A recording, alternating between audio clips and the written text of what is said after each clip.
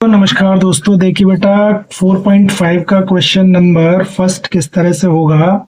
Simplify the following rational numbers assuming that the expressions in the denominators are not equal to zero.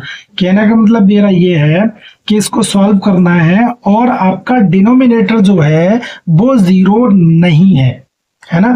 तो किस तरह से solve करना है आपको इसको, सबसे पहले हमारा इसके अंदर यहाँ पर जो होगा वो क्वेश्चन नंबर फर्स्ट का ये मान लीजिएगा ये वाला नंबर है, तो इसको कैसे सॉल्व करेंगे। यहाँ थ्री है, ये 3 है और ये आपका 18 है। तो इसमें से आप क्या कॉमन लोगे, यहाँ से आपने कॉमन लिया 3 और यहाँ पर क्या आएगा P square minus P Q minus 6 Q square, ये आया। इसी तरह से बेटा हमने इसको सॉल्व किया। ये हमें मिडिल टर्म स्प्लिट करना है, तो मिडिल टर्म स्प्लिट कैसे करते हैं। मिडिल टर्म स्प्लिट का मतलब होता है हमारा 10 का और यहाँ जो भी नंबर होता है, मान लो इसके आगे आपका 1 है, ये 10 और 1 का मल्टीप्लाई करो, हमें लाना है 3pq। तो 10 का मल्टीप्लाई कैसे करेंगे, 10 का मल्टीप्लाई जो होगा वो बेटा 10 का मल्टीप्लाई होगा 2 इंटू 5 होगा और 2 इंटू 5 के ऐसे फैक्टर करना है प्लस और माइनस करने के बाद कि आपका 3pq आया।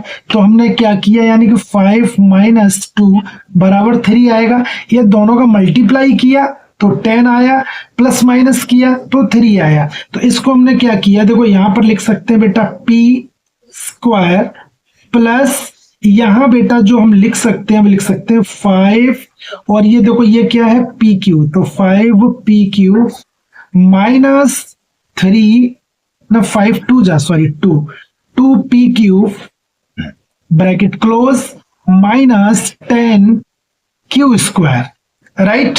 इसी तरह से देखो बेटा अब इसको क्या किया, यहां पर तो हमारा 3 है, ये आपका 3 है, तो यहां पर क्या होगा, इसका भी फैक्टराइज कर सकते हैं। यहां फैक्टराइज करेंगे क्या हो जाएगा बेटा 6 का 2 इंटू 3। तो यहां पर भी देखो हमने क्या किया, ये हमारा 3 तो बाहर होगा, इसका हमें कुछ करना नहीं है, ये हमारा बाहर होगा बेटा। अब इसके साथ देखिए माइनस ये क्या है आपका 6pq वो pq, तो इसके भी फैक्टर करो तो यहां क्या लिखेंगे बेटा 3, ब्रैकेट जरूर लगाना है 3pq, राइट, और माइनस 2pq ब्रैकेट क्लोज, ये इधर हो जाएगा माइनस का 6q स्क्वायर, ये आया ना बेटा।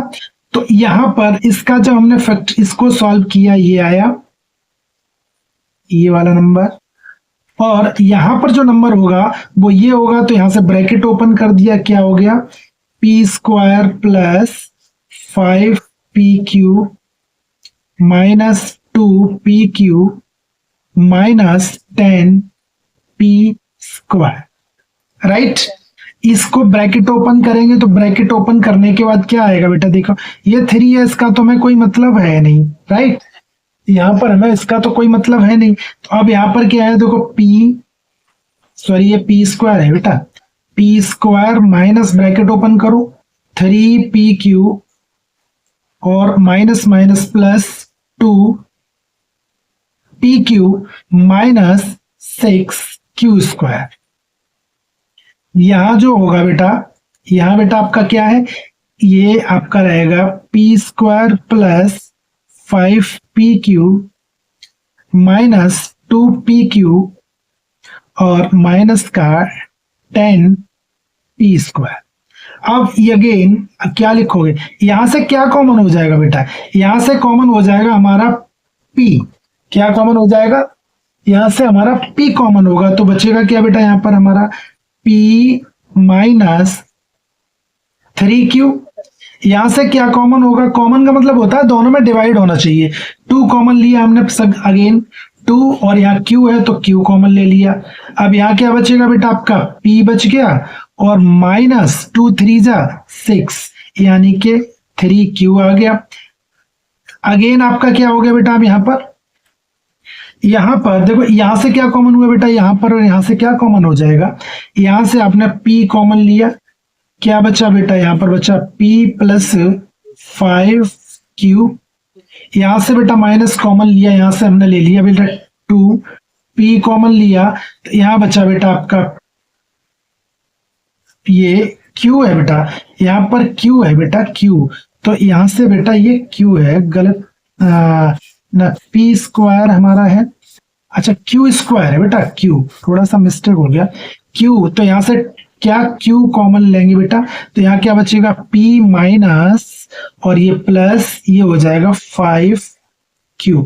अच्छा मैंने ये नोटिस क्यों किया बेटा, आपका हमेशा ये नंबर होगा वही ये नंबर आना चाहिए, वरना आपका क्वेश्चन गलत हो जाएगा। अब क्या करेंगे, यहां से देखो इन दोनों में से, यहां से इन दोनों में से, इन दोनों में से क्या को, ये बेटा 3 तो चलेगा, इसको आप इग्नोर नहीं कर सकते।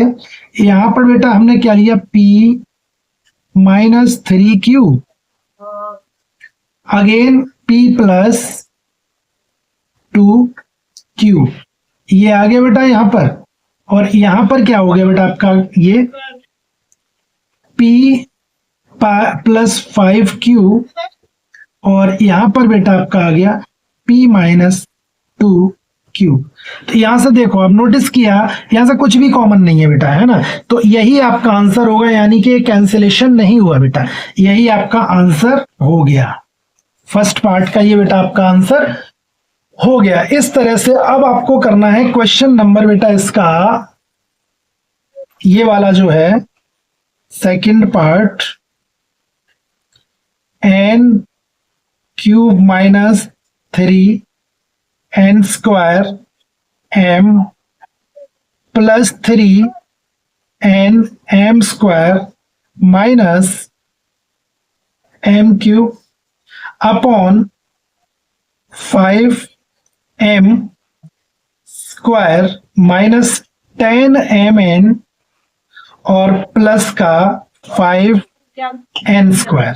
तो इसको कैसे करेंगे बेटा, इसको करने का तरीका देखो, यहां पर a cube minus b cube, आपकी एक आइडेंटिटी होती है, क्या होती है, a cube minus b cube की आइडेंटिटी होती है सॉरी बेटा, ये a माइनस बी का होल क्यूब होता है, a माइनस बी का, तो a cube minus b cube minus 3a square b plus 3a b square, है ना बेटा, तो ये आया। तो इसी तरह से यहां पर क्या पुट कर सकते हैं बेटा, यहां पर हमारा ये हो गया n क्यूब, ये मान लीजिए ये m हो गया, a cube minus b cube minus 3n square m plus 3n और m स्क्वायर, राइट।